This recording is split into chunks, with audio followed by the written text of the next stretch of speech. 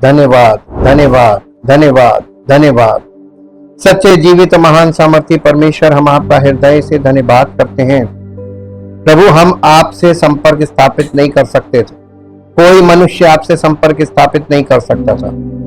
आपने ही मनुष्य से संपर्क स्थापित किया। आपने मनुष्य की सुधि ली और आपने मनुष्य के लिए अपने पुत्र को उद्धारकर्ता के रूप में भेजा, ताकि जो कोई यीशु मसीह के उस बलिदान पर विश्वास करे, उसके बिना कोई परमेश्वर तक पहुंच ही नहीं सकता, परमेश्वर को जान नहीं सकता, परमेश्वर से संपर्क स्थापित नहीं कर सकता, परमेश्वर से संबंध स्थापित नहीं कर सकता। केवल और केवल आपके इकलौते पुत्र प्रभु यीशु मसीह के बलिदान के द्वारा ही यह संभव है। हम प्रभु आपका धन्यवाद करते हैं कि आपने स्वयं वो किया जो मनुष्य के सामर्थ्य से और उसकी समझ से परे था। आपने प्रभु आरंभ किया मनुष्य से संपर्क साधकर और मनुष्य को अपने से जोड़ने के लिए, उसको अपना बेटा और बेटी बनाने के लिए। ये सारी शुरुआत आपने की प्रभु।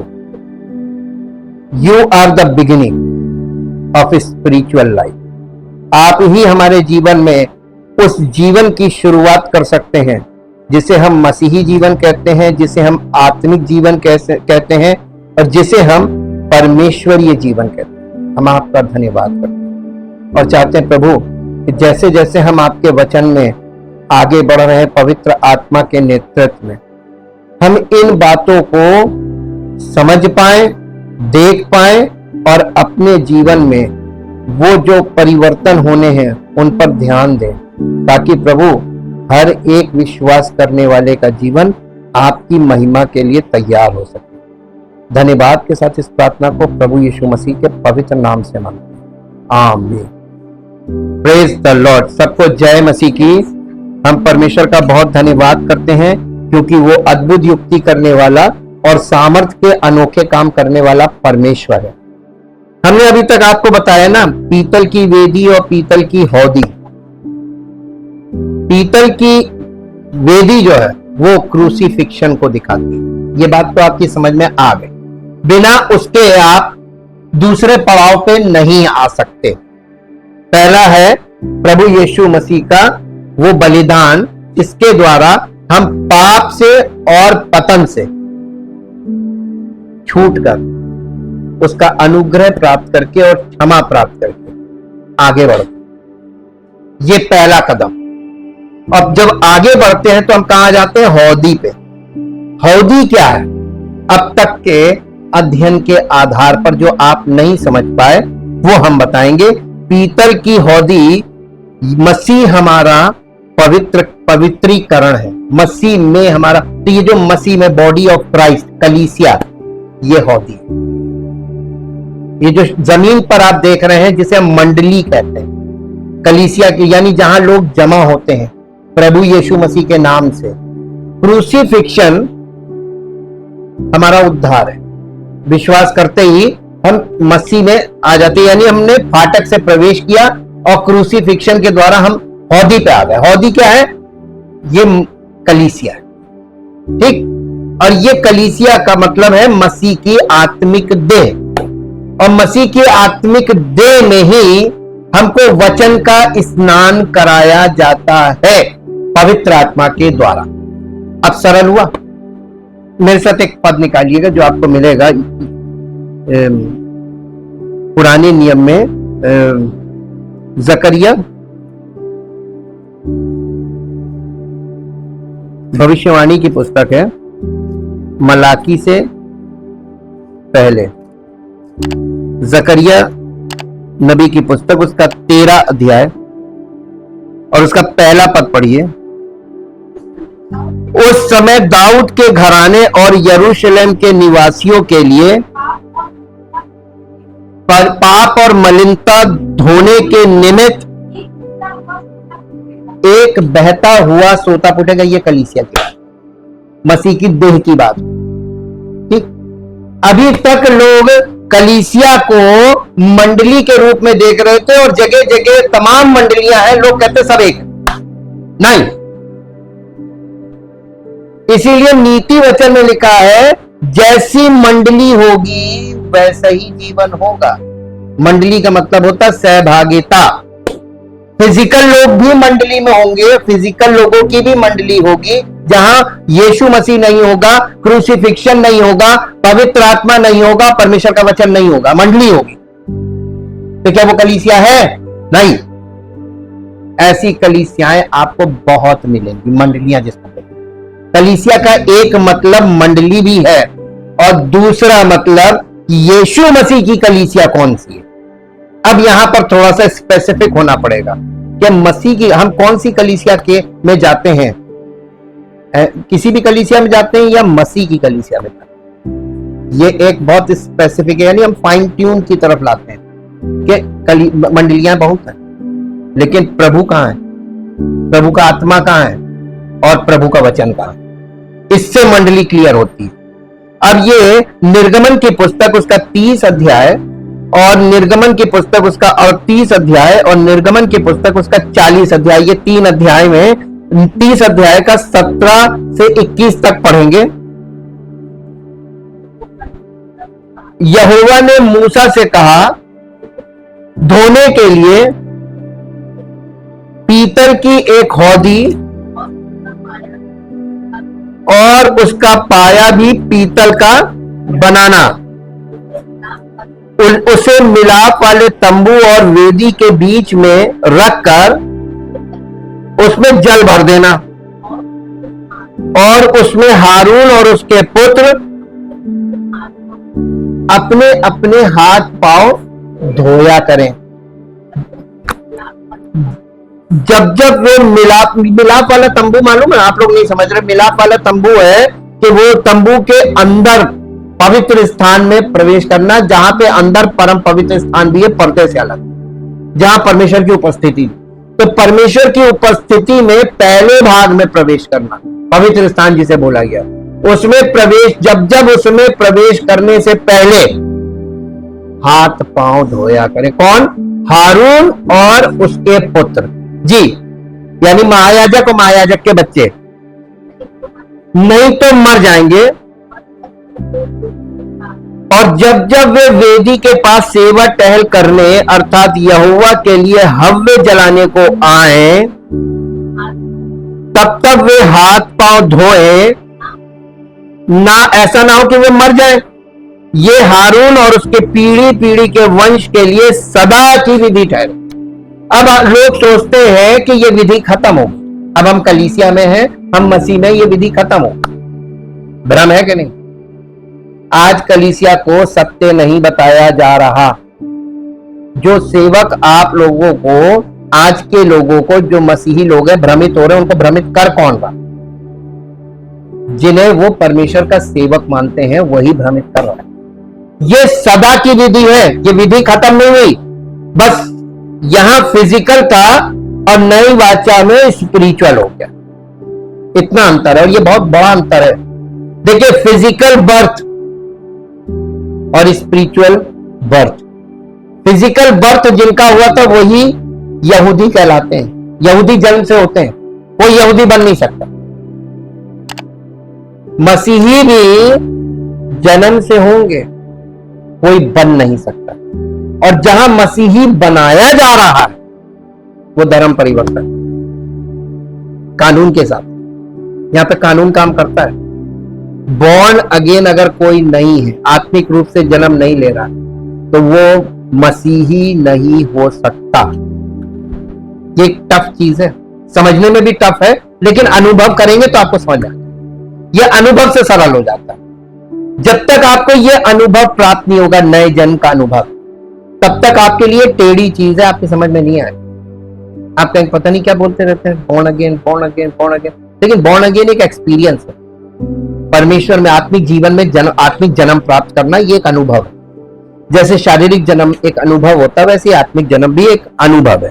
यहाँ पे जो विधि बताई गई है हौदी की, इसके बिना वो पवित्र स्थान में या परमेश्वर की उपस्थिति में प्रवेश नहीं कर सकते थे। अगर करने की कोशिश करेंगे तो क्या होगा? मर जाएंगे, है ना? अब आप ये बताइए कि जैसे ही आप यीशु मसीह पर विश्वास करते हैं, आप आत्मिक रूप से पैदा हो जाते हैं। और बिना पवित्रीकरण के, बिना इस हौदी के आप पवित्र स्थान में प्रवेश करेंगे तो क्या होगा? मर जाएंगे। मर जाएंगे मतलब फिजिकली नहीं मरेंगे, आत्मिक रूप से फिर मर जाएंगे। तो फिर आपका फायदा क्या हुआ? थोड़े दिन बाद आप फाटक से बाहर चले जाएंगे। देख रहे होंगे आप, ऐसा हो रहा है, आज यही हो रहा है। परिपक्व इसलिए नहीं हो रहा क्योंकि आत्मिक जन्म लिया और गलत तरीके से एंट्री ली, खत्म। परमेश्वर की उपस्थिति में कोई ऐसे ही प्रवेश नहीं कर सकता। दूसरी बात जो यहां पे ध्यान देने वाली है, यहां पर जो लोग उसमें आते थे मंदिर में अपने लिए पूजा करवाने के लिए, आराधना करवाने के लिए, बलिदान करवाने के लिए, तो वो याजक पर निर्भर थे, खुद नहीं कर सकते। और यहां पर हौदी पे कौन आता था? याजक लोग आते थे। याजक कौन थे? महायाजक के बच्चे। अब इस पॉइंट पर आप जब आते हैं तो आप ये देखिए, नई वाचा में महायाजक कौन है? प्रभु यीशु मसीह। और नए नियम में लिखा है जो कोई यीशु मसीह पर विश्वास करता है, यीशु मसीह उसे परमेश्वर की संतान होने का अधिकार देता है। तो नई वाचा के अंतर्गत हौदी पे कौन लोग आएंगे? परमेश्वर के बच्चे, मसीह के बच्चे, है ना? तो बॉर्न अगेन होंगे तभी तो मसीह के बच्चे होंगे, जन्म लेकर। कैसे ही हो जाएंगे? धर्म परिवर्तन से नहीं हो सकता, ये जन्म से हो सकता है। ठीक, बड़ी चीजें यहां पे बारीकी है, उसको आप पकड़िए। और इसके बाद लिखा है कि उन्हीं के लिए ये नियम था कि वही परमेश्वर की उपस्थिति में जा सकते। कौन? महायाजक के बच्चे पुराने नियम में, और नए नियम में परमेश्वर के बच्चे वही परमेश्वर की उपस्थिति में जा सकते हैं जिन्होंने परमेश्वर के परिवार में जन्म ले लिया। परमेश्वर का परिवार क्या? कलीसिया। ठीक, अब इसमें 38 अध्याय में आइए, 38 चैप्टर और उसका 8 पद पढ़िए। 38 अध्याय, उसमें हौदी और उसका पाया, तो दोनों उसमें हौदी और उसका पाया दोनों पीतल के बनाए। ये मिलाप वाले तंबू के द्वार पर सेवा करने वाली महिलाओं के पीतल के दर्पणों से बनाए गए थे। तो वो जो हौदी है पीतल की, वो और उसका पाया, ये दोनों उस पीतल के बने थे जो मिरर के लिए महिलाएं इस्तेमाल करती थी उस टाइम। यानी इसमें आपको अक्स दिखना चाहिए, कुछ दिखना चाहिए ताकि आप अपने आप को देख सकें। मिरर वाला काम करे। कौन सी चीज मिरर वाला काम करे? वेदी। पीतल की हौदी जो थी ये वेदी थी, और उसमें भरा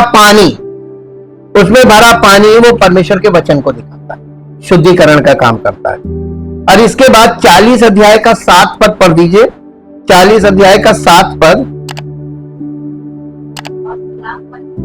और मिलाप वाले तंबू और वेदी के बीच। अब देखिए यहां पे जो इसकी पोजीशन बताई जा रही है, स्थान कहां रखना था उसको।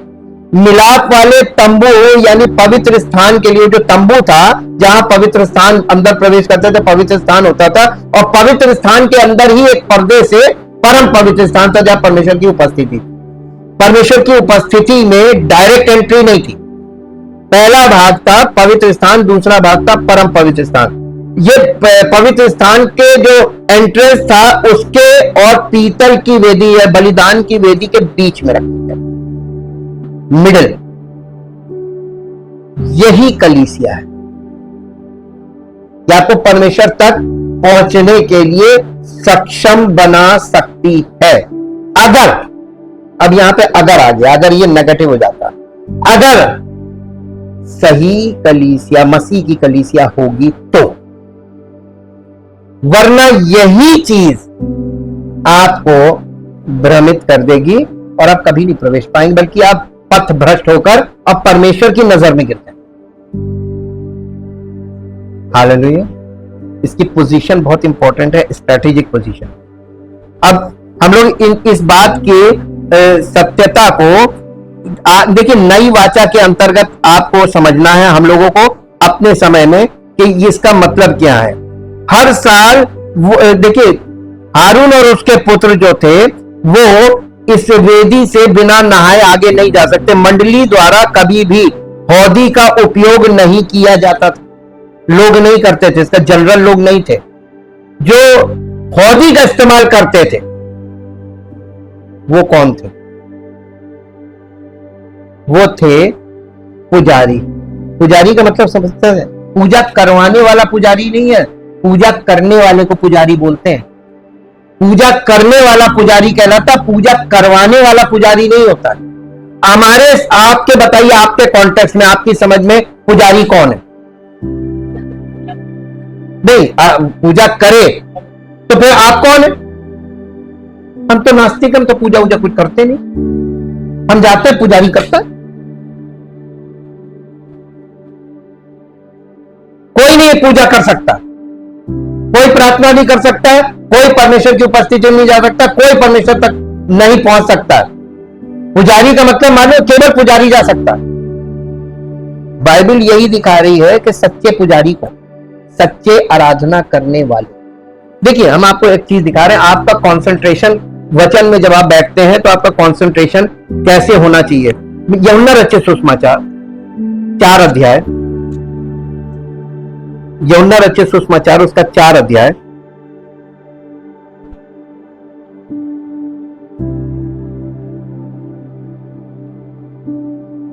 चार अध्याय का 19 पद से पढ़िए।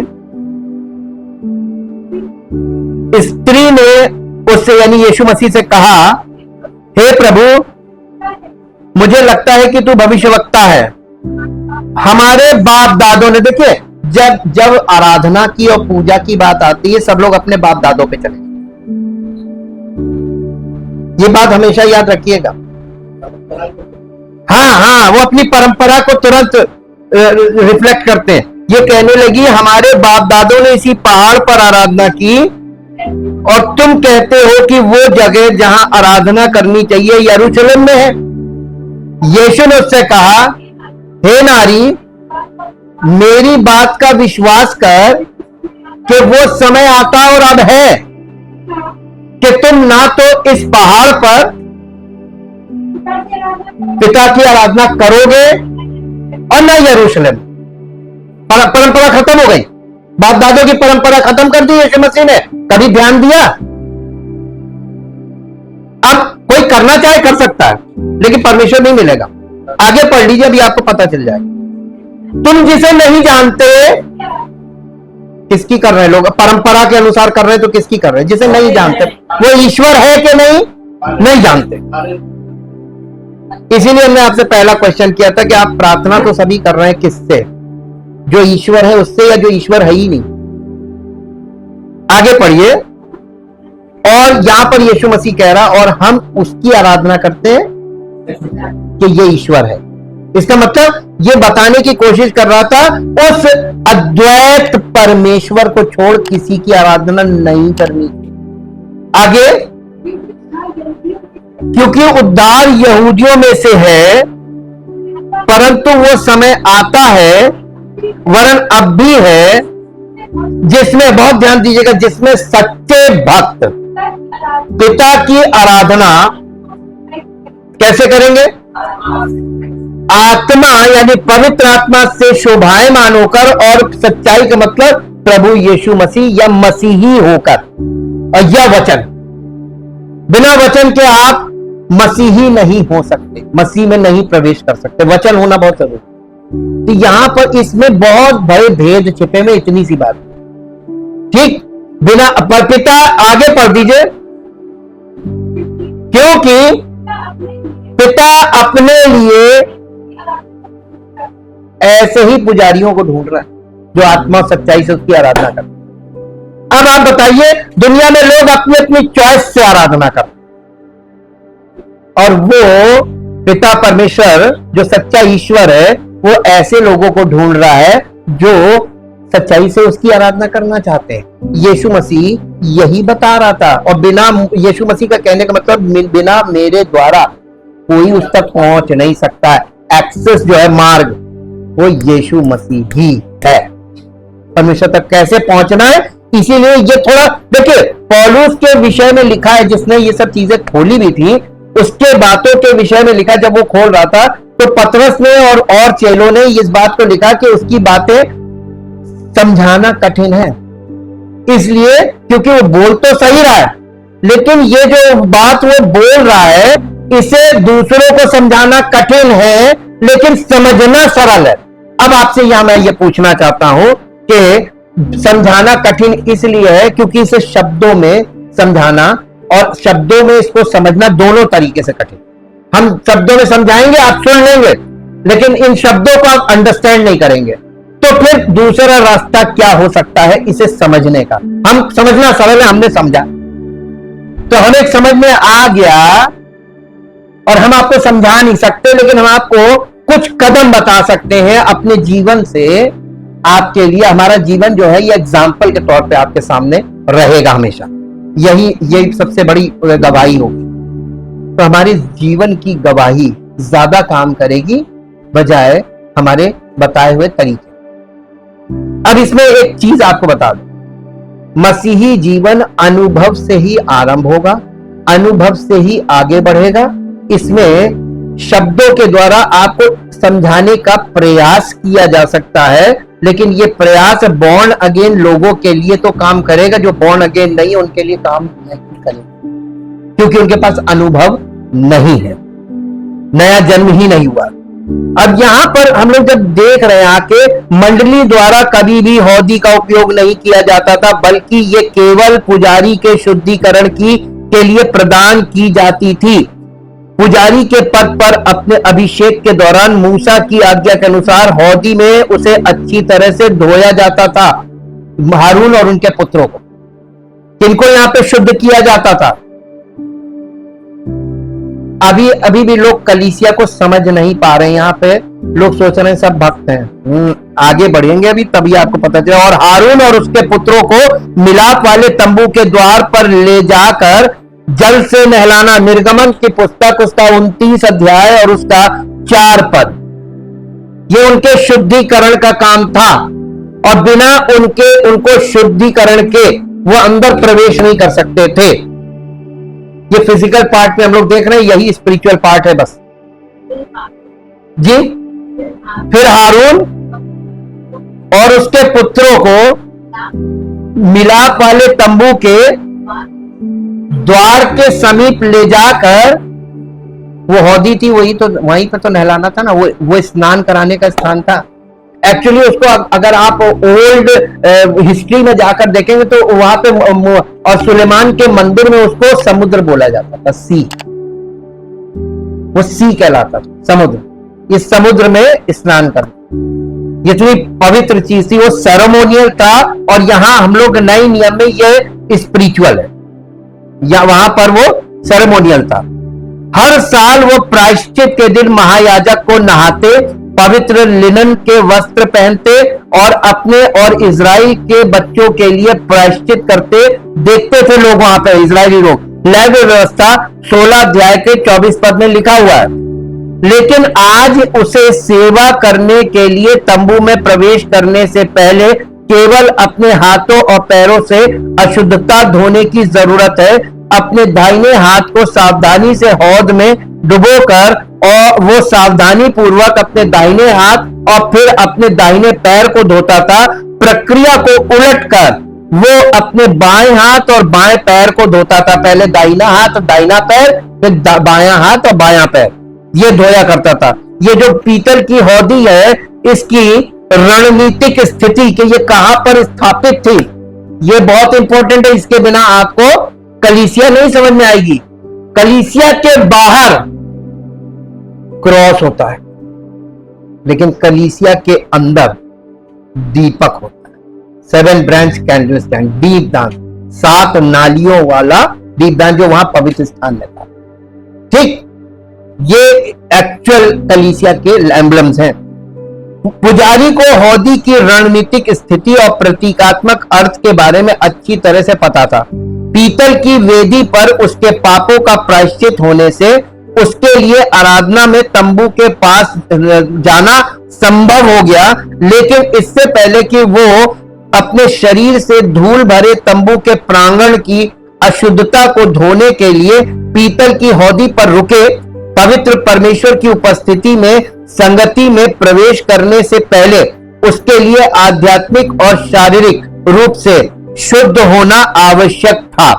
परमेश्वर का वचन इस मामले में स्पष्ट था, और वो स्पष्ट इसलिए था क्योंकि लेवी व्यवस्था उसका 11 अध्याय और उसके 44 पद में क्या लिखा है, पढ़िए। 11 अध्याय का 44 पद।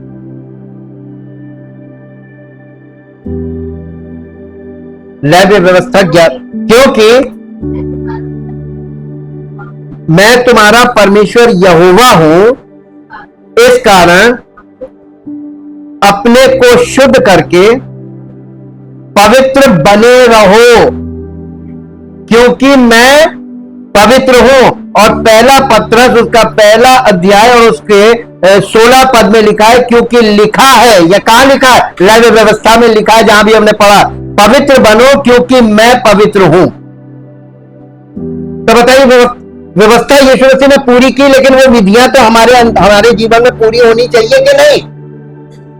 तो बिना पूरी हुए मुंह उठा चले, सब लोग पहुंच गए और एक भी नहीं पहुंचा।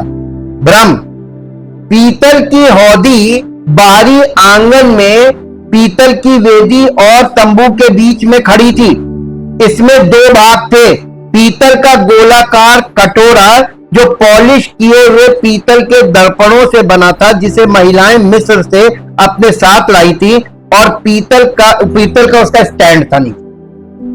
निर्गमन 38 अध्याय के 8 पद में लिखा हुआ है, हालांकि हौदी का आकार नहीं दिया गया है, लेकिन ये इतनी बड़ी होनी चाहिए थी कि इसमें पुजारी द्वारा शुद्धिकरण के लिए विशेष रूप से इस्तेमाल किया जाने वाला भरपूर पानी समा सके। ताजे झरने का पानी, संभवतः एक मारी गई चट्टान से दैनिक शुद्धिकरण के लिए हौदी में लगातार डाला जाता था। हौदी का कोई माप नहीं था, जो ईश्वर की असीम सफाई शक्ति का प्रतीक था। इसकी कोई मेजरमेंट आपको नहीं दी है कि कितना बड़ा होना चाहिए था। और परमेश्वर की सफाई का, परमेश्वर जो हमें साफ करता है, उसकी कोई सीमा नहीं है। पता नहीं कब तक हमको शुद्ध करता ही रहे, सारी जिंदगी शुद्ध करेगा और पीढ़ी से पीढ़ी तक शुद्ध करेगा, इसकी कोई लिमिटेशंस नहीं है। दूसरा कि ये पानी कहां से आता था, आपको याद होगा कि मूसा को परमेश्वर ने कहा था जाकर चट्टान से बातें करना, वो तुम्हें जल देगी, और मूसा ने जाकर चट्टान पर मारा था और वहां से पानी। चट्टान कौन है? नहीं है। ये जल कौन है? मसीह का वचन। ये परमेश्वर के वचन को दिखाता है, ये वचन है। और यीशु मसीह कौन है? वचन। तो ये वचन ही तो है पानी, एकदम स्पष्ट। यानी बाइबल अपने आप को खुद इंटरप्रेट करती है, और लोग इसमें अपनी बुद्धि लगाते हैं, वो गलत है। अपनी मीनिंग नहीं काम करेगी। पर्सनल इंटरप्रिटेशन बाइबल का है ही नहीं, झूठी शिक्षा वाले देते हैं, और जो अन्य जाति के लोग जो वचन से वाकिफ नहीं, वो उनमें फंस जाते हैं। हौदी का पवित्रीकरण प्रावधान। हौदी का उपयोग केवल पुजारी द्वारा शुद्धिकरण के लिए किया जाता था। हम जिन्होंने यीशु मसीह में अपना विश्वास रखा है, उन्हें विश्वासी याजक कहा जाता है। कभी देखा आपने वचन में कि हम कौन है? अगर आपने यीशु मसीह पर विश्वास किया तो आप कौन हो गए? याजक मतलब पुजारी। तो आप परमेश्वर की उपस्थिति में जाने से पहले शुद्ध होंगे कि नहीं होंगे? कि मुंह उठा चले जाएंगे? तो आप देखिए वचन हमको क्या दिखा रहा है। हमें चुनी हुई पीढ़ी भी बोला गया, राजकीय याजक भी बोला गया, क्योंकि हमारा महायाजक राजा भी है, इसलिए पवित्र राष्ट्र बोला गया, और उसके अपने लोग भी बोला जाता है, ताकि हम आत्मिक बलिदान और स्तुति अर्पित कर सके, जो यीशु मसीह के द्वारा परमेश्वर को स्वीकार्य है या ग्रहण है। पहला पत्रस 2 अध्याय, पहला पत्रस 2 अध्याय, 2 अध्याय और 2 अध्याय का 5 पद पहले पढ़िए। तुम भी आप जीवते पत्थरों के समान आत्मिक घर बनते जाते हो, जिससे याजकों का पवित्र समाज बनकर ऐसे आत्मिक बलिदान चढ़ाओ जो यीशु मसीह के द्वारा परमेश्वर को ग्राह्य हो, यानी ग्रहण हो, एक्सेप्टेबल हो। मसीह के द्वारा ही एक्सेप्टेबल है, हम नहीं कर सकते। ये स्पिरिचुअल वर्शिप है, ये स्पिरिचुअल वर्शिपर ही कर सकता है। फिर इसका 9 पद पढ़िए इसी अध्याय का। पर तुम एक चुना हुआ वंश और राजपदधारी याजकों का समाज और पवित्र लोग और परमेश्वर की निज प्रजा हो, इसलिए कि जिसने तुम्हें अंधकार में से अपनी अद्भुत ज्योति में बुलाया है। तो आप गुण कैसे प्रकट करेंगे? जैसा जीवन अभी है, ये क्या परमेश्वर की महिमा के लिए है? कौन पहुंचा फिर ये बताइए? आप प्रार्थना करने लायक है? नहीं, क्योंकि आप मसीह की देह से जुड़े हो, कलीसिया से, इसलिए अनुग्रह काम कर रहा है ना, काम कर रहा है ना। क्यों काम कर रहा है? मसीह की देह से जुड़े होने के कारण। आज लोग कलीसिया को गलत समझते हैं, कलीसियाएं छोड़ छोड़ के भागकर घर में बैठे हुए, हम पवित्र आत्मा पा गए, हमको किसी की जरूरत नहीं।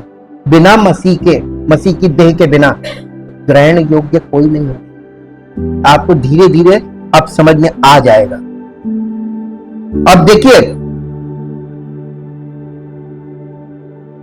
जैसे हारून और उसके बेटे याजक पद में पैदा हुए थे, वैसे ही हम में से प्रत्येक व्यक्ति यीशु मसीह के लहू में नए सिरे से यानी पुनर्जन्म के स्नान। तीतुस की पत्री 3 अध्याय का 5 पद पढ़ दीजिए। तीतुस की पत्री 3 अध्याय का 5 पद। तो उसने हमारा उद्धार किया, और ये धर्म के कामों के कारण नहीं जो हमने आप किए, पर अपनी दया के अनुसार नए जन्म के स्नान और पवित्र आत्मा के हमें नया बनाने के द्वारा हुआ। तो पवित्र आत्मा ने कब आपको नया बनाया और कब आपको स्नान कराया? ये वचन के द्वारा आपको नए जन्म का स्नान ही कराया जा रहा। आपने यीशु मसीह पर विश्वास किया? बताइए, वास्तव में किया ना? किया तो आपका नया जन्म हो गया। लेकिन आप नए जन्म में बच्चे, आपको एबीसीडी मालूम है ना? तब परमेश्वर के वचन के द्वारा पवित्र आत्मा क्या कर रहा है? आपका स्नान करा रहा ना, शुद्ध कर रहा है। यही तो कलीसिया है। कलीसिया का मतलब ही यही है। और इसके बिना, बाइबल स्टडी के बिना कोई मसीही नहीं। ये आराधना पूजा सब जगह चल, और आज ढेरों कलीसियाएं जहां पे सिर्फ पूजा आराधना चल रही है, वहां ये शुद्धिकरण वाला काम नहीं। क्या वो मसीह की कलीसिया है? और समझ में आएगा। नए जन्म के स्नान के माध्यम से, नए जन्म के माध्यम से याजक पद में प्रवेश करते हैं। तो ये जब आप बाइबल स्टडी में ना, ये आपका नए जन्म के बाद स्नान करा के आपको शुद्ध किया जा रहा है, ताकि आप आराधक बने, पुजारी बने। ठीक। अब आप ये बताइए, जब आप पुजारी बन जाएंगे, आराधक बन जाएंगे, तो आप परमेश्वर की उपस्थिति में प्रवेश करेंगे। तो वहां किसके लिए प्रवेश करेंगे? अपने लिए, या जो लोग बाहर खड़े हैं जो नहीं आ सकते उनके लिए? तो आप अपने लिए तो कुछ मांगेंगे नहीं। जब तक आपके अंदर से स्वार्थ नहीं मर जाता, तब तक आप प्रवेश नहीं कर सकते, क्योंकि आप फिर अपने लिए कुछ नहीं मांगेंगे। कहेंगे प्रभु वो बाहर खड़े हैं उनके लिए कर दे, प्रभु उन पर दया कर दे, वो मेरे परिवार के बच्चे हैं, हमारे पति है, हमारी पत्नी है, हमारे बच्चे हैं, वो प्रभु वो भी यहाँ प्रवेश कर ले। उनके लिए प्रार्थना करने लगेंगे अंदर जाकर, और कुछ नहीं मांगे, क्योंकि परमेश्वर जब तक आपकी इन सब चीजों को मिटा नहीं देगा, तब तक आप प्रवेश नहीं कर सकते। प्रवेश करना चाहेंगे? भाई पूछ लें कि भाई स्वार्थ मरेगा तभी जाएंगे। क्यों देरी हो रही है? हमारे स्वार्थ के मरने में देरी हो रही। हाँ, हम जो यीशु के लहू में अपने पापों से धुल गए, हमें याजकों का राज्य बनाया गया है। प्रकाशित वाक्य उसका 1 अध्याय और उसका 5वां 6ठा पद पढ़ दीजिए। प्रकाशित वाक्य उसका 1 अध्याय और उसका 5वां और 6ठा वर्ष, फिर 6th वर्ष। और यीशु मसीह की ओर से जो विश्वास योग्य साक्षी और मरे हुओं में से जी उठने वालों में पहलौठा और पृथ्वी के राजाओं का हाकिम है, तुम्हें अनुग्रह और शांति मिलती रहे। वो हमसे प्रेम रखता है और उसने अपने लहू के द्वारा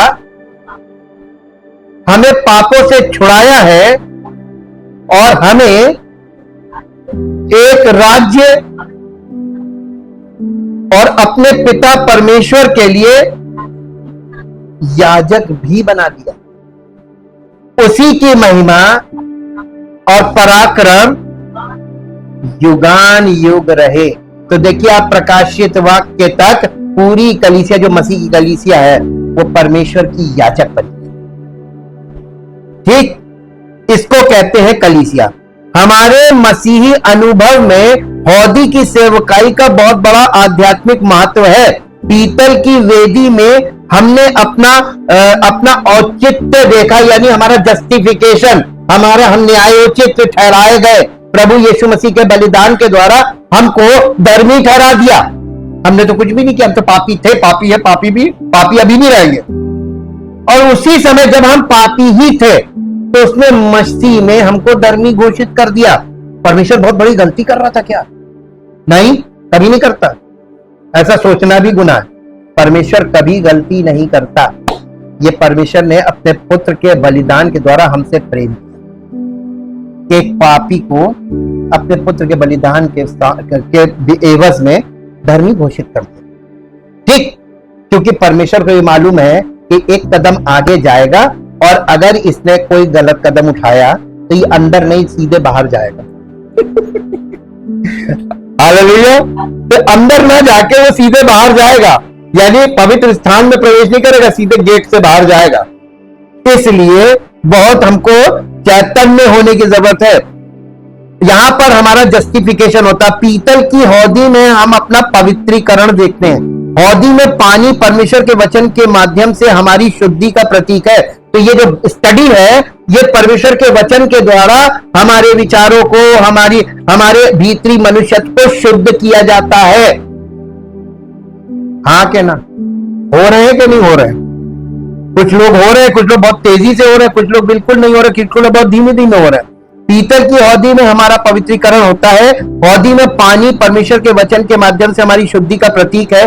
जब यीशु ने अपने विश्वासघात से ठीक पहले ऊपरी कमरे को छोड़ दिया और गतसमनी के बगीचे की ओर बढ़े तो वे किद्रोन घाटी के अंगूर के बगीचे में रुके और बेल और शाखाओं का दृष्टांत दिया।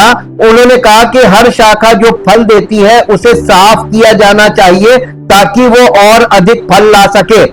यीशु मसीह जब गतसमनी के बाग में जा रहे थे उससे पहले वो ऊपरी जहां पर वो फसह का उन्होंने वो खाया था, चेलों के साथ बैठ के फसह खाया था, वहां से उतरकर नीचे आए और यहां गतसमनी से पहले बीच में एक अंगूर की बारी थी, अंगूर का बगीचा था, उसमें से होके गुजरे थे। वहीं पर उन्होंने यूहन्ना रचित सुसमाचार उसका 15 अध्याय जो बातें वहां पर बोली गई है वो वहीं पर बोली थी। यह दृष्टांत वहीं पर बोला था अपने चेलों से।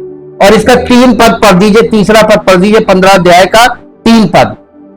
तुम तो उस वचन के कारण जो मैंने तुमसे कहा है, यानी मेरे वचनों को ग्रहण करने के कारण यीशु मसीह अपने चेलों से कह रहे तुम शुद्ध हो। तो वचन शुद्ध करेगा ना जी। तुम मुझ में बने रहो और मैं तुम में। इसका मतलब ये है कि तुम मुझ में बने रहो यानी कलीसिया में, और मेरा वचन तुम में बना रहे। तो आगे जाके देखिएगा लिखा है तो जो चाहो मांगो तुम्हारे लिए। तुम कलीसिया में बने रहो, मुझ में बने रहो का मतलब कलीसिया में बने रहो और मेरा वचन तुम में बना रहे, है ना। जब कलीसिया में बने रहेंगे तभी तो वचन बना रहेगा। कलीसिया से बाहर जाएंगे वचन खत्म। कितने लोग देखिए कितनी गलत फहमी में है कि कलीसिया छोड़ के हटते हैं, सोचते हैं कि हम मसीह हैं। हो ही नहीं सकता, संभव ही नहीं। वचन में जाके देख लो। ये पवित्र आत्मा है जो हमें परमेश्वर के वचन द्वारा जल के स्नान के माध्यम से पवित्र और शुद्ध करता है। इफिसियों की पत्री 5 अध्याय का 26 पद पढ़िए। 5 अध्याय इफिसियों 5 उसका 26 कि उसको वचन के द्वारा जल के स्नान से शुद्ध करके पवित्र बनाए और उसे एक ऐसी तेजस्वी कलीसिया बनाकर अपने पास खड़ी करे जिसमें न कलंक, न झुर्री और ना कोई और ऐसी वस्तु हो, वरन पवित्र और निर्दोष। देखिए, पवित्र होना, शुद्ध होना और निर्दोष, ब्लेमलेस होना, ये दो चीजें हैं। कई बार आप शुद्ध होते हैं लेकिन आपके अंदर जीवन में दोष होते हैं, और कई बार आप दोष रहित होते हैं लेकिन आपके जीवन में शुद्धि नहीं होती। ये दो चीजें हैं, और ये आप हमेशा ये याद रखिएगा। आज मैं आपको एक मूल मंत्र दे रहा हूं। जब आपको कोई ऐसी चीज जो डबल चीज हो, तो हमेशा याद रखिएगा बैलेंसिंग बहुत जरूरी होती है उसमें। फॉर एग्जाम्पल, जैसे स्टेज पर लाइट लगानी हो, एक तरफ से कभी नहीं लगती, सिमेट्रिक होनी चाहिए। एक तरफ आपने लाइट लगा दी 50 वॉट की और एक तरफ लाइट लगा दी 100 वॉट की, गड़बड़ आएगा ना? लाइट में गड़बड़ आएगा ना, एक तरफ लाइट दबेगी एक तरफ। तो लाइट का ये फंडा है कि आपको दोनों तरफ इक्वल लाइट देनी है। साउंड का भी यही है, स्पीकर जो लगते हैं वो दोनों साइड से इक्वल लगते हैं और इक्वल पावर के लगते हैं, तब वो जाके देखिए इसकी जो चाल होती है लाइट की और साउंड की, वो ऐसे होती, इधर से चला आगे जाके बीम बन जाता। इसलिए क्योंकि हमारी आंखें दो हैं, आंखों में बैलेंस होना चाहिए, कानों में सुनने में बैलेंस होना चाहिए, दो चीजें। ये जब जो अंग आपके दो है, हाथ कितने हैं, बैलेंस होना चाहिए, पैर कितने हैं, बैलेंस होना चाहिए। ये जितने भी अंग डबल वाले हैं इनमें बैलेंस होना चाहिए, और अगर बैलेंस नहीं है तो आप डिसबैलेंस रहेंगे। आपका नजरिया डिसबैलेंस कब होता है? जब आप एक नजरिया देखते हैं और एक आपकी आंख, यानी आपका दृष्टिकोण हाफ है, आधी आंख काम कर रही है, तो आपका दृष्टिकोण आधा है। आप आधे दृष्टिकोण से आप कोई बात सुन रहे हैं, एक कान से सुन रहे हैं, एक कान आपका नहीं सुन रहा है, बैलेंस नहीं है, तो आपका जो सुनना है वो डिसबैलेंस है। आपके काम डिसबैलेंस रहेंगे, आपका चाल चलन डिसबैलेंस रहेगा। दो अंग वाले जितनी भी चीजें को बैलेंस, ठीक, बैलेंसिंग पे ध्यान रखिएगा। आगे फिर हम लोग इसमें देखेंगे, हमें मसीह में सेवा के लिए तैयार करता है ये शुद्धिकरण वचन के द्वारा। पवित्र होने से हमारा क्या मतलब है? पवित्र शब्द का अर्थ है अलग होना। सबसे पहले हमें आध्यात्मिक रूप से और शारीरिक रूप से पाप से अलग होना है। दूसरे, हम मसीह हमारे महायाजक के माध्यम से ईश्वरीय सेवा के लिए अलग किए गए हैं। अब हम इस बात के लिए 3 पदों को देखेंगे। दूसरा इतिहास उसका 29 अध्याय, दूसरा इतिहास उसका 29 अध्याय, दूसरे इतिहास का 29 अध्याय 29 चैप्टर, और उसका 29 अध्याय का 5 पद पढ़ेंगे। और उनसे कहने लगा, हे लेवियों मेरी सुनो, अब अपने अपने को पवित्र करो और अपने पूर्वजों के परमेश्वर यहोवा के भवन को पवित्र करो और पवित्र स्थान में से मैल निकालो। मैल निकालो पवित्र स्थान में से, यानी तंबू के अंदर, वहां परमेश्वर की उपस्थिति में जो वो तंबू था या मंदिर था, वहां से मैल निकालने को कह रहा, वो गंदा हो गया है। और यीशु मसीह ने आके देखा था, मंदिर को शुद्ध किया था कोड़ा लेकर। कैसे किया था? प्यार से पुचकार के रस्सी का कोड़ा बनाया और दिया। कैसे साफ करता? क्या तुम नहीं जानते? पौलुस कहने लगा, क्या तुम नहीं जानते कि तुम्हारी देह पवित्र आत्मा का मंदिर है? अगर यीशु मसीह इस मंदिर को शुद्ध करेगा, हमारी देह रूपी मंदिर, कैसे करेगा? थोड़े। ये परमेश्वर के वचन से हमको ये चीजें मिलती है। अब इसी अध्याय का 15 पद से 15, 16, 17, 18 4 पद पढ़ दीजिए, 15 से 18। इन्होंने अपने भाइयों को इकट्ठा किया और अपने अपने को पवित्र करके राजा की उस आज्ञा के अनुसार जो उसने यहोवा से वचन पाकर दी थी, यहोवा का भवन शुद्ध करने के लिए भीतर गए, तब याजक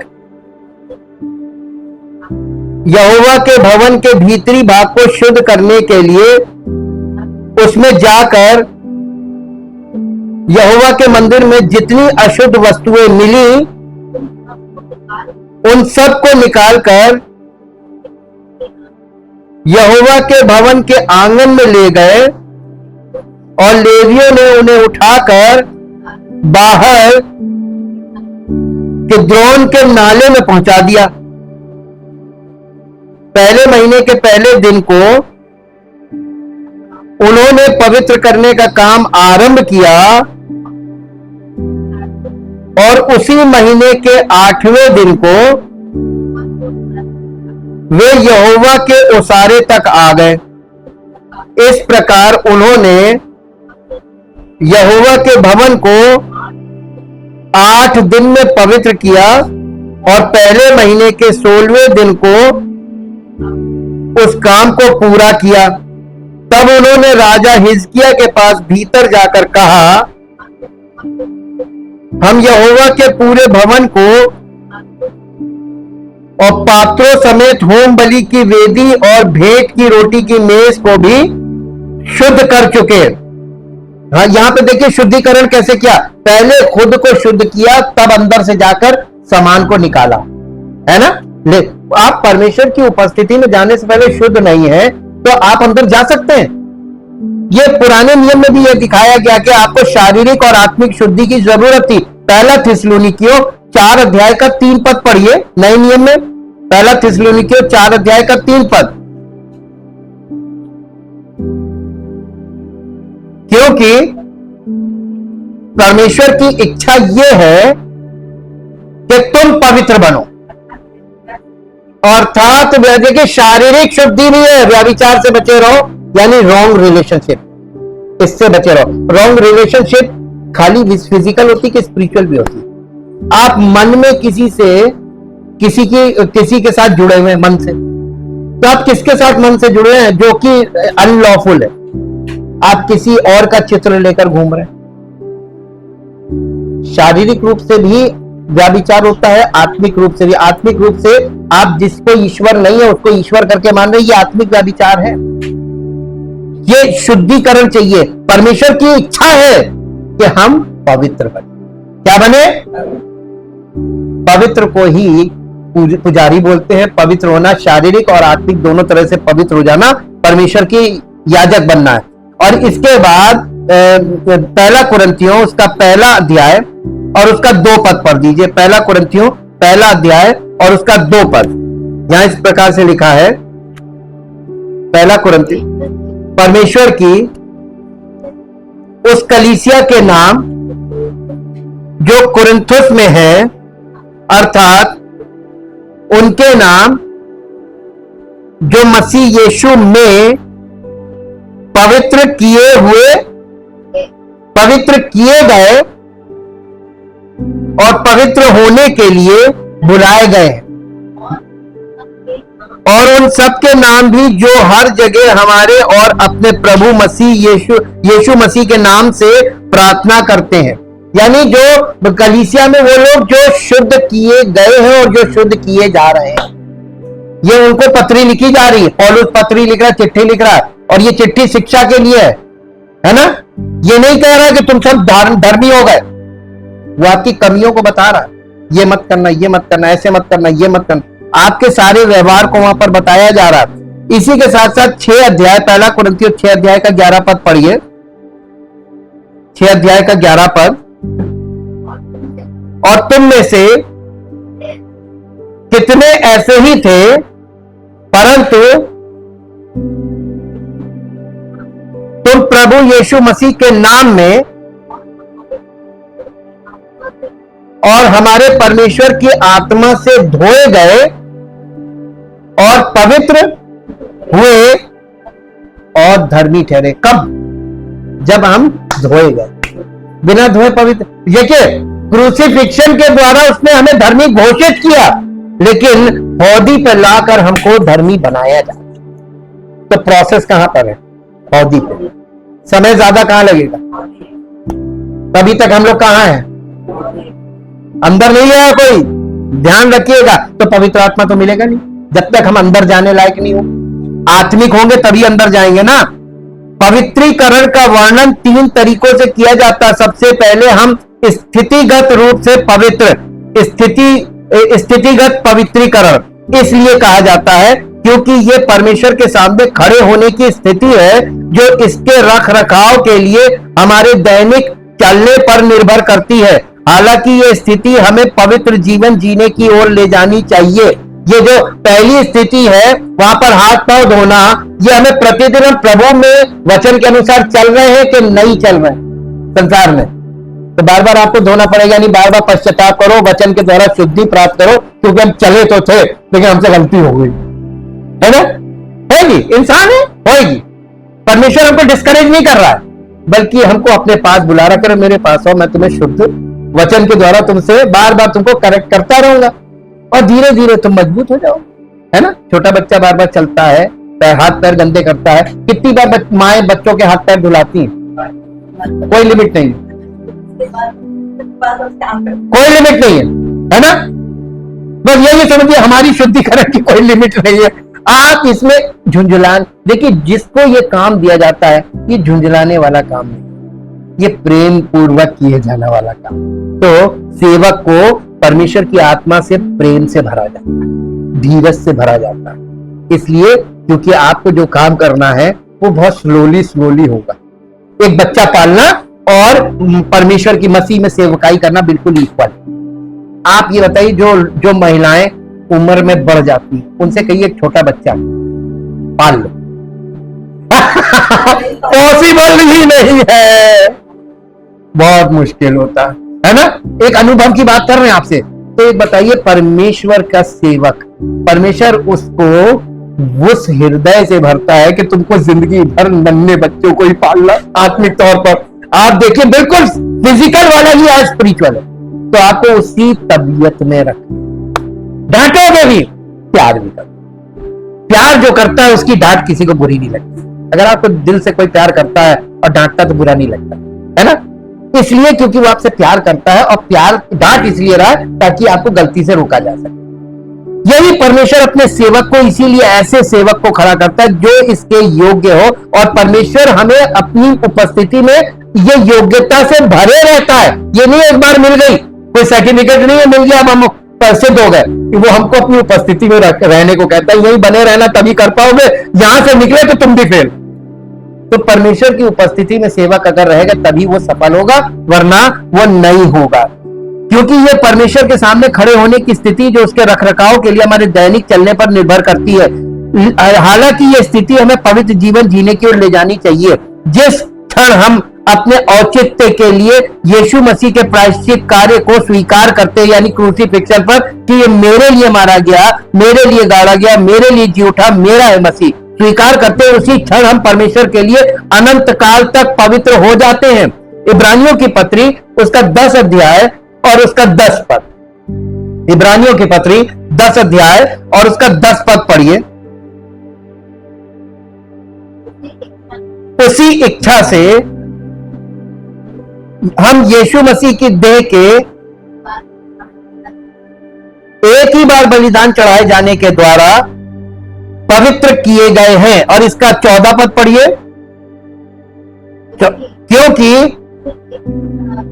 उसने एक ही चढ़ावे के द्वारा उन्हें जो पवित्र किए जाते हैं सर्वदा के लिए सिद्ध कर दिया है, और पवित्र आत्मा हमें यही गवाही देता है। अब इसका 13 अध्याय का 12 पद पढ़ दीजिए, 13 अध्याय का 12 पद।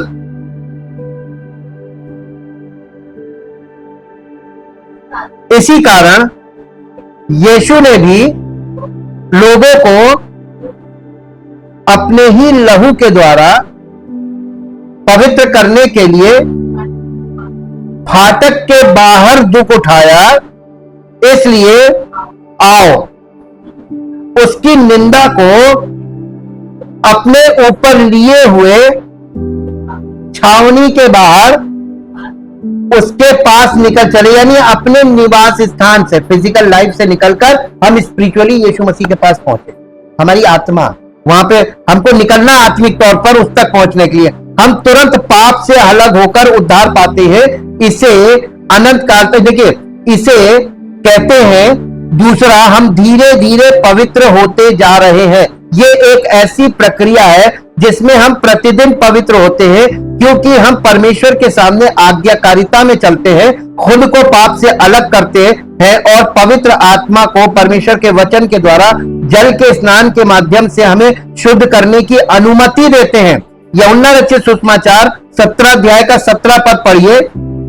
जो पवित्र आत्मा यही तो कलीसिया में कर रहा है, जो यीशु मसीह ने महायाजकीय प्रार्थना में पिता से कहा था, सत्य के द्वारा उन्हें पवित्र कर, और तेरा वचन सत्य है। एक विश्वासी पवित्रता में प्रगति करता है क्योंकि वो परमेश्वर के वचन को अपने जीवन में अपनाता और लागू करता है।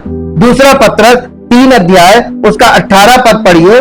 दूसरा पत्रस 3 अध्याय 18 पद।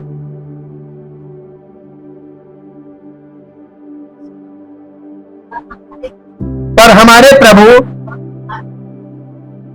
और उद्धारकर्ता यीशु मसीह के अनुग्रह और पहचान में बढ़ते जाओ, उसी की महिमा अब भी हो और युगान युग, यानी युगों से युगों तक होती रहे। दूसरा तीमुथियुस 2 अध्याय, दूसरा तीमुथियुस 2 अध्याय और उसका 19, 20 और 21 पद पढ़ दीजिए। दूसरा तीमुथियुस 2 अध्याय 19, 20 और 21 पद। तो भी परमेश्वर की पक्की नींव बनी रहती है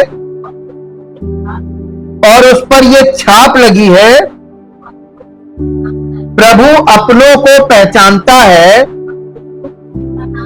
और जो कोई प्रभु का नाम लेता, बहुत ध्यान से सुनिएगा, ग्रामर का यहां पे फॉल्ट हो जाता है, और जो कोई प्रभु का नाम लेता है प्रभु उसे अधर्म से बचाता नहीं। ये नहीं लिखा है, ये जिम्मेदारी है। आपको अधर्म से बचे नहीं, प्रभु आपको शुद्ध कर रहा है। जब आप कलीसिया में आ रहे हैं और आप बार बार जाकर अधर्म कर रहे हैं तो आपका शुद्धिकरण फेल हो जाएगा और एक टाइम बाद वो कहेगा इसको बेकार, इसको छोड़, ये तो गंदगी में लौटेगा।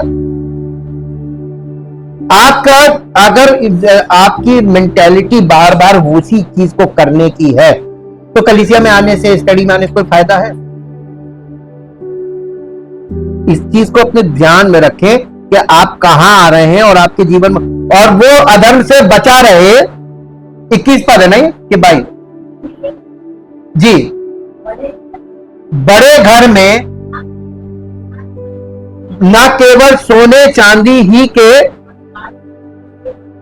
पर काठ और मिट्टी के बर्तन भी होते हैं। बड़े घर में केवल सोने चांदी के बर्तन नहीं होते, काठ और मिट्टी के भी बर्तन होते हैं। कोई कोई बर्तन आदर के लिए और कोई कोई अनादर के लिए होता है।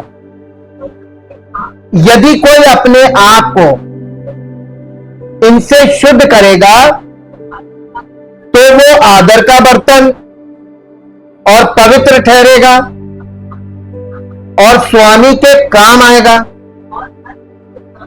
और हर बड़े काम के लिए तैयार होगा। बस देखिए, एक बर्तन जो साफ होता है, कौन सा बर्तन ज्यादा साफ होता है? सोने चांदी के बर्तन अक्सर आप देखेंगे शोकेस में लगे होते हैं, धूल मिट्टी खाते हैं। जो रोज इस्तेमाल होते हैं वो बर्तन शुद्ध होते हैं क्योंकि वो रोज मांजे जाते हैं। सबसे ज्यादा तो जो बर्तन रोज साफ किया जाता है वो ज्यादा साफ होता है ना, और वही काम का होता है। उसमें रोज आप खाना पकाइए क्योंकि वो रोज आप अगर आपका जीवन प्रतिदिन शुद्ध किया जा रहा है तो आप प्रभु के काम के बनेंगे कि नहीं बनेंगे? बिना शुद्धि के बन जाएंगे रोज प्रतिदिन की। तीसरा, हम पवित्रीकरण में परिपूर्ण विश्वासी को परम अर्थात पूर्ण पवित्रता का वादा किया जाता है जब हम प्रभु के दूसरे आगमन पर अपने पुनर्जीवित शरीर प्राप्त करेंगे, तब हम परिपूर्ण हो जाएंगे। इफिसियों की पत्री उसका 5 अध्याय और उसका 27 पद। उस समय हम यीशु मसीह की छवि के अनुरूप हो जाएंगे और उसे एक ऐसी तेजस्वी कलीसिया बनाकर अपने पास खड़ी करे जिसमें न कलंक, न झुर्री, न कोई और ऐसी वस्तु हो, वरन पवित्र होने। देखिए, ये वो भाग है जो यीशु मसीह के सेकंड कमिंग पे कलीसिया के लिए पूरा किया जाएगा। और इसका पहला भाग क्या है? वचन के द्वारा जल के स्नान से शुद्ध। तो अभी कलीसिया को मसीह क्या कर रहा है? शुद्ध करने का काम कर रहा है। और सेकंड कमिंग पे आपको अपनी महिमा में प्रकट करेगा अपने साथ खड़ा करके, ये बताया जा रहा है।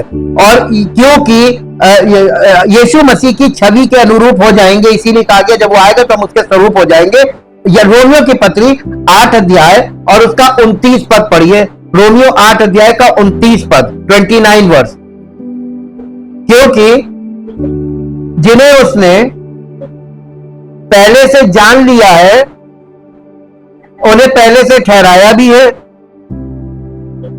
कि उसके पुत्र के स्वरूप में हो, ताकि वो बहुत भाइयों में पहलौठा ठहरे। फिर जिन्हें पहले से ठहराया उन्हें बुलाया, और जिन्हें बुलाया उन्हें धर्मी भी ठहराया, और जिन्हें धर्मी ठहराया उन्हें महिमा भी दी। देखिए, प्रभु कभी झूठ नहीं बोलता है। पार्ट्स में काम होगा, शुद्ध करेगा तभी आप उसकी महिमा की योग्य बनेंगे। पहला यूहन्ना 3 अध्याय उसका 2 पद पढ़िए। पहला यूहन्ना 3 अध्याय उसका 2 पद। हे प्रियो, अब हम परमेश्वर की संतान हैं और अभी ये प्रकट नहीं हुआ है भविष्य में हम क्या कुछ होंगे जब यीशु मसीह आएगा। इतना जानते हैं कि जब वो प्रकट होगा तो हम उसके समान, क्योंकि उसको वैसा ही देखेंगे जैसा वो है। हमारे पवित्रीकरण में 4 कारक शामिल है। पिता हमें पाप से दंडित करता है, पुत्र अपने बहाए गए लहू के द्वारा हमारे पवित्रीकरण के साधन के रूप में साधन उपलब्ध कराता है, और फिर पवित्र आत्मा परमेश्वर के वचन की सच्चाई को हमारे जीवन में लागू करता है और हमें स्वेच्छा से पाप से खुद को अलग करना, यानी खुद को अलग करना, यह स्वेच्छा से हमें करना है, अपने आप को पाप से अलग करना है खुद को। ये काम कैसे होना है इनका? देखिए, हमारे पवित्रीकरण में 4 कारक शामिल है। पिता हमें पाप से दंडित करता है। इब्रानियों की पत्री 12 अध्याय 10 पद पढ़िए। इब्रानियों की पत्री 12 अध्याय का 10 पद पढ़िए जी। है वो तो अपनी समझ के अनुसार थोड़े दिन के लिए ताना करते थे, पर वो तो हमारे लाभ के लिए करता है कि हम भी उसकी। तो पिता क्या करता? ताड़ना करता है। जिसे बेटा बनाता है उसे कोड़े लगाता है। यहाँ पे लिखा हुआ पढ़ लीजिएगा। वो जिसे बेटा बनाता है उसे कोड़े लगाता है। तो आप बेटा बनना मांगेंगे? कोड़े लगाएगा, लेकिन कोड़ा लगा के वो अपना बेटा बनाता है ना। तो पिता क्या करता है? हमें पाप से दंडित करता है, पाप के लिए दंडित करता है।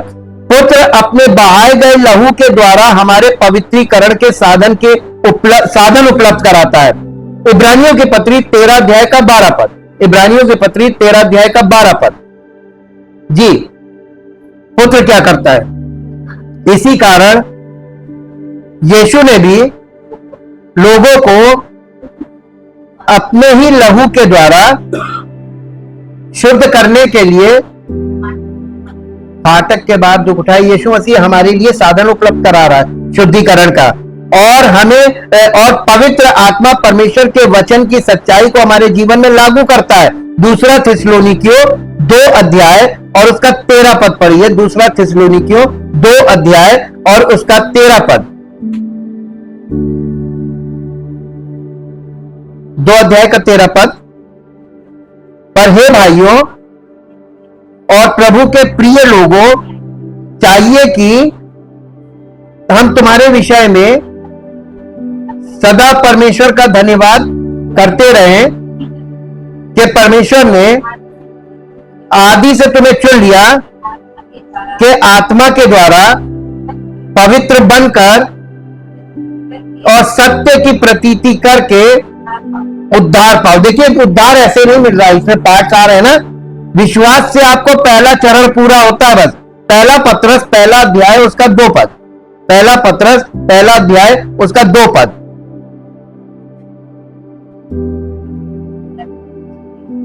और परमेश्वर पिता के भविष्य ज्ञान के अनुसार आत्मा के पवित्र करने के द्वारा आज्ञा मानने और यीशु मसीह के लहू के छिड़के जाने के लिए चुने गए हैं। तुम्हें अत्यंत अनुग्रह और शांति मिलती रहे और हमें स्वेच्छा से पाप से खुद को अलग करना है। 2 कुरिन्थियों 7 अध्याय और पहला पद।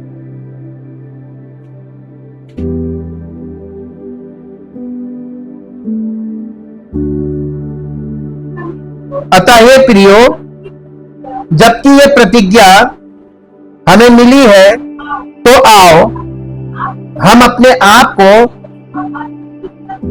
शरीर और आत्मा की सब मलिनता से शुद्ध करें और परमेश्वर का भय रखते हुए पवित्रता को सिद्ध करें। आप करना चाहते हैं, आज से ही शुरू कीजिए, आज से ही शुरू कीजिए। और देखिए, आपकी जिंदगी में जो अब तक नहीं हुआ, परमेश्वर वो करेगा। परमेश्वर अपने वायदों में पक्का है। परमेश्वर अपने वायदों के लिए पूरा करने में सक्षम है। कभी शक मत कीजिए। गलतियां हमको वचन जब सही मार्गदर्शन मिलता है और हम उसका आज्ञा पालन करते हैं, तो परमेश्वर तुरंत काम करता है। Thank you, thank you, thank you Lord. सच्चे जीवित तो महान सामर्थी परमेश्वर, हम आपका बहुत धन्यवाद करते हैं आपके पवित्र वचनों के लिए। प्रभु, ये वचन जैसे हैं वैसे ही काम करते हैं। पवित्र आत्मा के निर्देश के अनुसार जब हम वचन को ग्रहण करते हैं और वचन को अपने जीवन में लागू करते हैं, जो पवित्र आत्मा हमें कदम सिखाता है, जो हमें बताता है, वो हमें हमारे पार्ट्स बताता है कि तुम्हें ये करना है। हम जब वो आज्ञा मानते हैं और उस बात को अपने जीवन में लागू करते हैं, तो परमेश्वर की महिमा प्रकट होती है और हमें आत्मिक अनुभव प्राप्त होते हैं और हमारा जीवन परमेश्वर की महिमा के लिए आगे बढ़ने लगता है। सारी महिमा आपको मिले प्रभु, और हर विश्वास करने वाले का जीवन प्रतिदिन आपके वचन के अनुसार आगे बढ़े, प्रगति करे और आध्यात्मिक उन्नति के द्वारा हर एक की जिंदगी आपकी महिमा की योग्य बने। आदर और महिमा आपको मिले। इस प्रार्थना को प्रभु यीशु मसीह के पवित्र नाम से मांगते हैं, आमीन। Praise the Lord.